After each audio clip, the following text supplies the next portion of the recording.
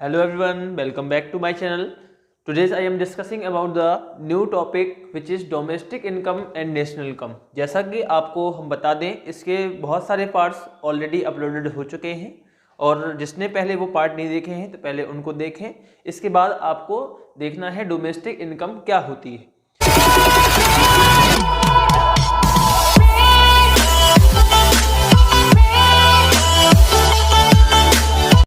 तो फटाफट हम बात करते हैं डोमेस्टिक इनकम क्या होती है। इसको हम हिंदी में बोलते हैं घरेलू आय। घरेलू आय का मतलब है कि जो हमारी डोमेस्टिक बाउंड्री है यानी डोमेस्टिक टेरिटरी है, यानी जिसको हम लोग ज्योग्राफिकल बाउंड्री बोलते हैं, उसके अंदर जो भी लोग हमारे देश के रहते हैं उनके द्वारा जो कमाया गया इनकम होता है उसको हम लोग डोमेस्टिक इनकम बोलते हैं।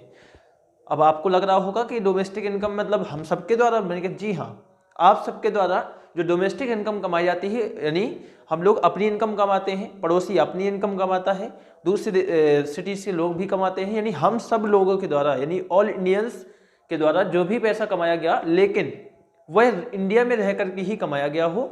अगर ऐसा पैसा है कमाया गया हो, चोरी ना किया गया हो, याद रखिएगा। इसकी डेफिनेशन क्या कहती है, पढ़ते हैं जरा।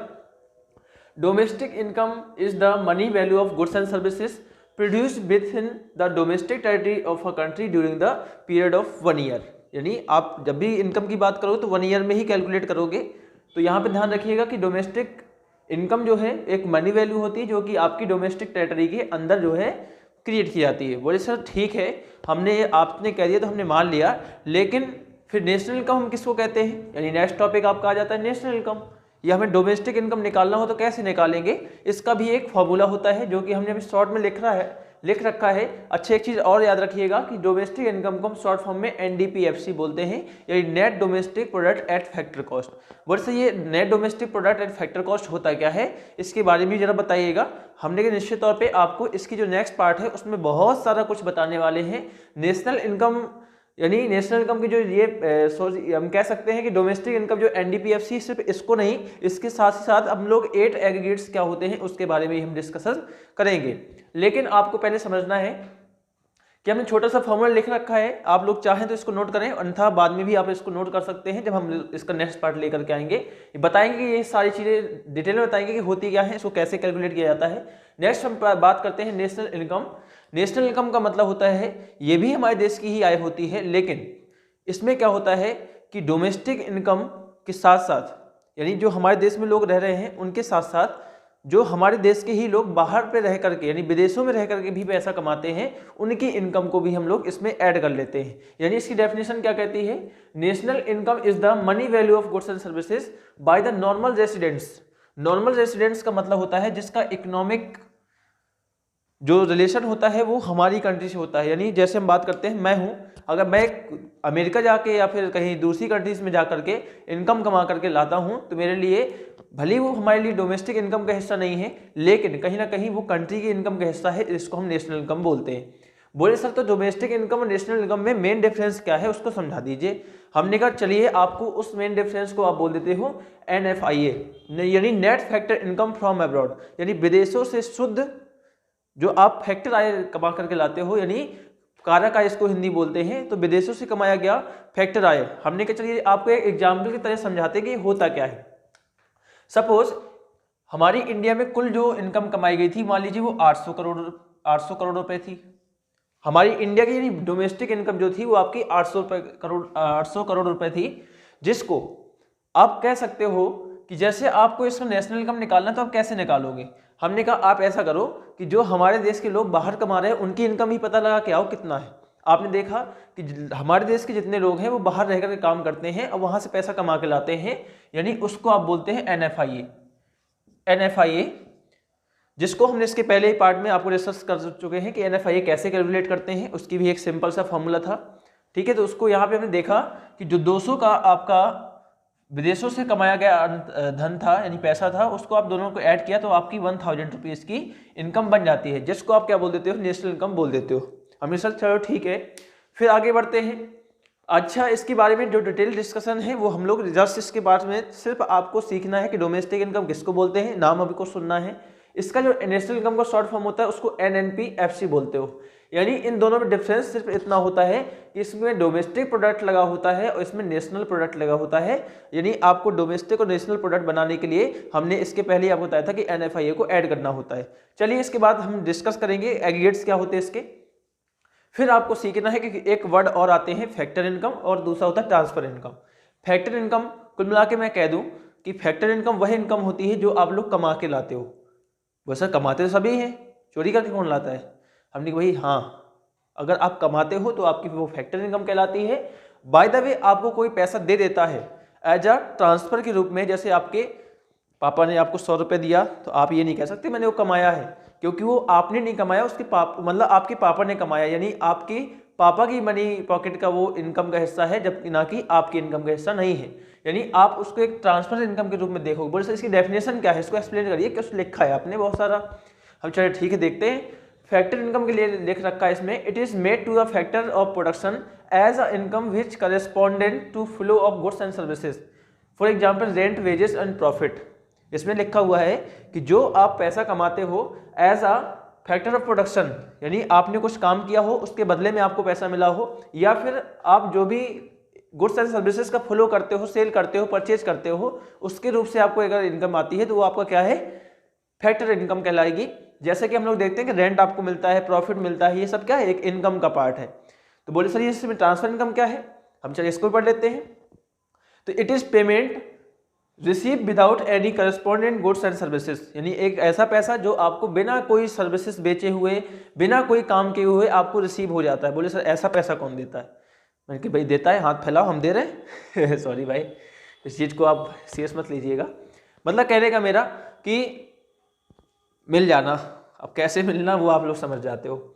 यानी कहने का मतलब यहाँ पे क्या है, it is payment receive without any corresponding goods and services, this is also called unilateral transfer. यानी इस प्रकार की इनकम को हम लोग यूनिलेटरल ट्रांसफर का नाम भी दे देते हैं। यूनिलेटरल ट्रांसफर का मतलब है कि एक तरफा भुगतान, यानी मैंने आपके साथ कुछ नहीं किया लेकिन आपने मुझे एक दान के रूप में पैसा दे दिया, यानी हम उसको नॉर्मल भाषा में भीख भी बोल देते हैं। भाई कुछ क्या कर रहे हैं, पढ़ाना है, समझाना है, तो कुछ वर्ड ऐसे निकल सकते हैं।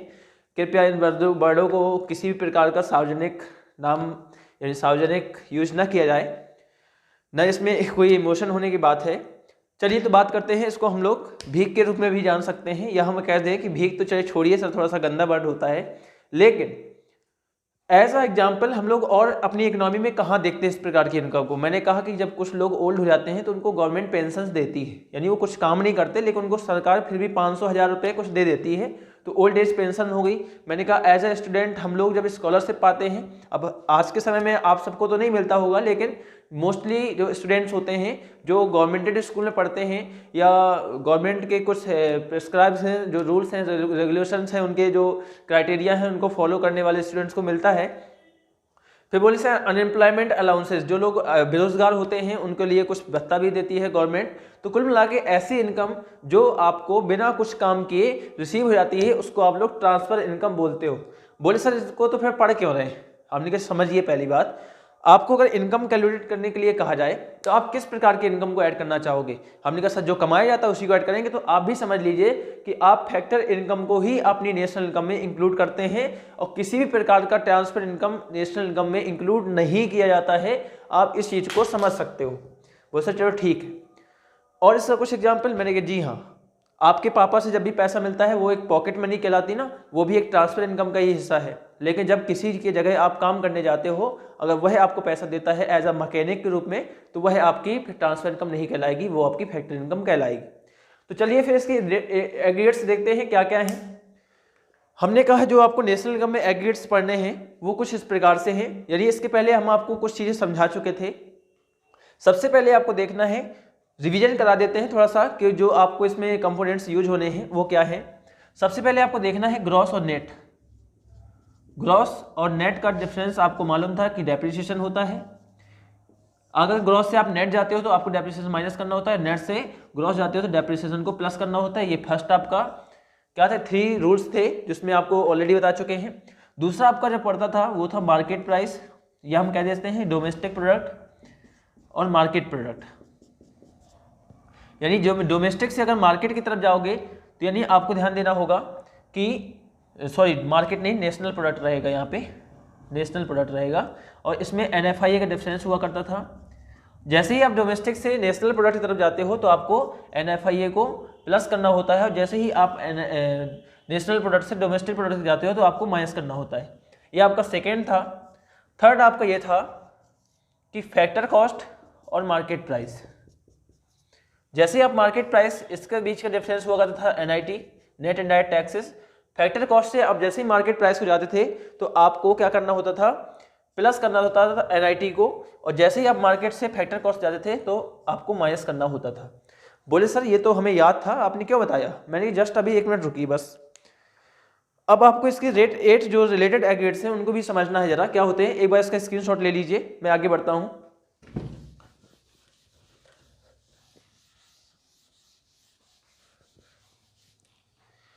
आपको देखना है इसमें कि जो इसके रिलेटेड एग्रीगेट्स थे वो क्या क्या थे। मैंने कहा आपको कुल मिला के 8 एग्रीगेट्स पढ़ने हैं, जिसमें से आपको फैक्टर वाले यानी फैक्टर कॉस्ट से संबंधित थे, यानी सारी चीज़ों से मिलकर के आपके कुल 8 एग्रीगेट्स बनते हैं। मैंने कहा सर बताइए कैसे बनते हैं। अभी पहले ग्रॉस को देख लीजिए, यानी GDP MP, पहले सारे लिख देता हूँ मैं, फिर उसको समझाता हूँ क्या होता है। GDP FC हो जाएगा, फिर हो जाएगा आपका GNP MP हो जाएगा, और GDP MP हो जाएगा। कहीं कुछ मैच तो नहीं कर रहा? हाँ जी, एक कॉमन हो गया है, तो DP यहाँ पे NP रहेगा। कुछ तो डिस्टर्ब हो रहा है। DP NP, लेकिन यहाँ FC रहेगा। चलिए ये सारे आपके हो गए ग्रॉस के।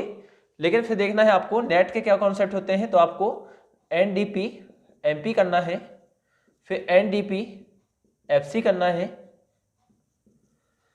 फिर आपको NNP FC करना है, और फिर आपको NNP MP कर लेना है। बोल सर ये कैसे लिख दिया आपने, क्या है ये सब समझाइए तो थोड़ा सा क्या होता है। मैं चलिए ठीक है, आपको यहाँ ग्रॉस दे रखा है, यहाँ पे नेट दे रखा है।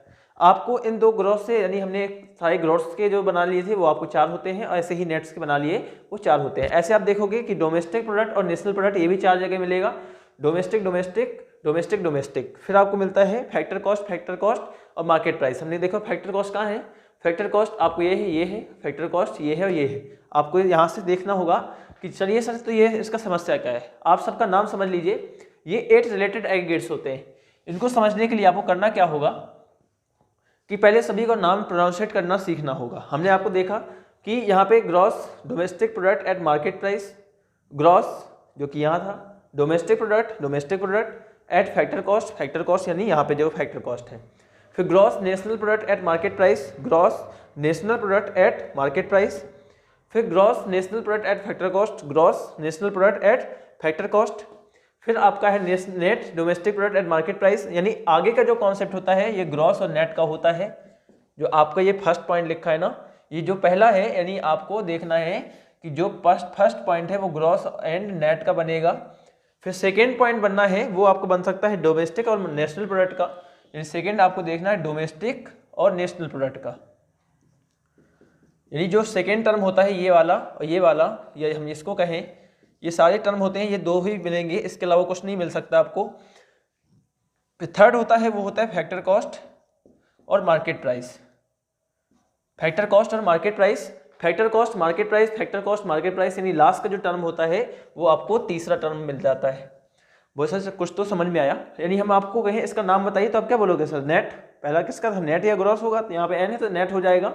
तो सेकंड क्या है, एनपी या डीपी, यानी नेशनल प्रोडक्ट और डोमेस्टिक प्रोडक्ट हो जाएगा। तीसरा आपका होता है फैक्टर कॉस्ट या मार्केट प्राइस। आपको देखना है फैक्टर कॉस्ट यानी एफसी है तो फैक्टर कॉस्ट आएगी, और सेकंड में है मार्केट प्राइस। आपको उम्मीद है कि कुछ चीज़ें समझ में आ रही होंगी।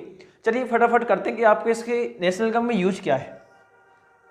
हमने कहा अगर मैं कह दूं आपको कि आपको जीडीपी एमपी दे रखा है, जीडीपी एमपी आपको गिवन है, और आपको एनएनपी एफसी निकालना है, तो आप कैसे निकालोगे? इसमें ऐसा क्या किया जाए, इस गिवन वैल्यू में कितना दिया जाए, यानी हम मान लेते हैं इसको 800 रुपये दिया हुआ है, ये आपको 800 रुपये जीडीपी एमपी दे रखा था, आपको निकालना था एनएनपी एफसी। हमने चलो ठीक है कोई बात नहीं, आपको निकालना है, हमने यहाँ क्या रखा, आपको जीडीपी एमपी रख दिया। हमने कहा अगर इस वैल्यू दे रखी तो इसमें से कुछ आप प्लस माइनस करेंगे तो आपको ये निकल सकती है। हमने जी हाँ। हमने कहा था कि आपको ग्रॉस से नेट पे जाना होता है तो क्या करते हैं, हमने कहा ग्रॉस से नेट पे जाना है, यानी ग्रॉस आपका क्या था समझिए जरा, ग्रॉस आपका बड़ा कॉन्सेप्ट था, नेट आपका छोटा कॉन्सेप्ट था।